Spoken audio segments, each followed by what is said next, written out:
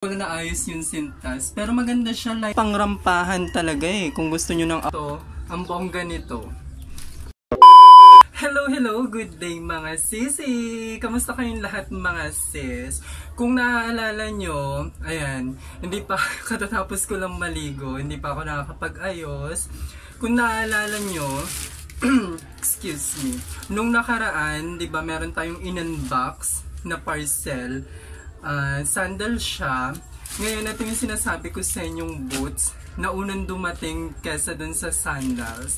I-unbox na natin siya. Ilang araw din tong natenga dito sa bahay. Ngayon ko pa lang siya bubuksan. Sabay-sabay natin siyang buksan mga sis. Medyo malaki yung box nito. Yung parcel na to. Open na natin. May lakad kasi kami ngayon nilolohari nyo. Unbox ko na lang ito muna. Habang wala pa siya, naliligo pa siya mga sis. Wow! Look! Diba? Sabi ko sa inyo, maganda talaga siya eh. Boots, yung in-order ko, and color white. As usual, mahilig talaga ako sa mga nude colors, mga neutral colors. Ayan, something white, something beige, mga ganyang color. Nahihilig ako. And this is yung in-order natin. Sobrang ganda. Parang ang laki niya, no? High boots. Malaki yung tanampaka niya. Pero ang ganda nito ha. Nakuha ko lang siya mga 300 plus. Ayan. Size 40 as usual. Ang cute nito. Pero ayusin muna natin siya. Hindi ko pa naman siya gagamitin. Pinakita ko lang siya sa inyo. Kasi ngayon ko lang din siya in-unbox. With zipper na din siya. Mukhang tatagal naman to sa akin mga sis. Ayan, meron na din siyang sintas.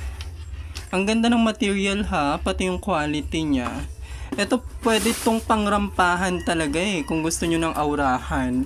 Pormahan up, diba? Pwede na din siya. Actually, meron din tong black, pero gusto ko yung white.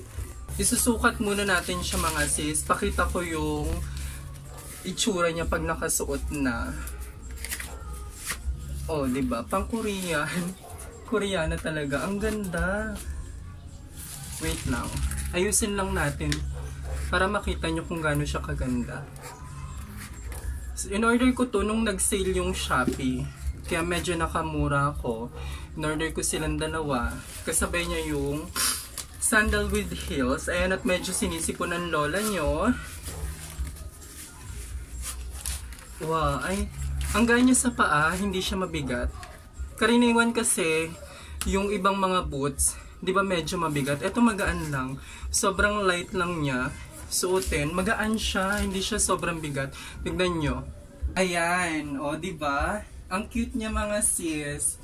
Lalo na pag nilagyan pa siya ng medyas, yung high socks, di ba?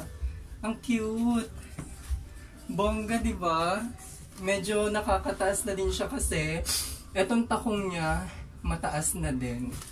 Hindi ko na naayos yung sintas. Pero maganda siya. Lightweight lang siya mga sis. Ayan, medyo may rumi pa oh.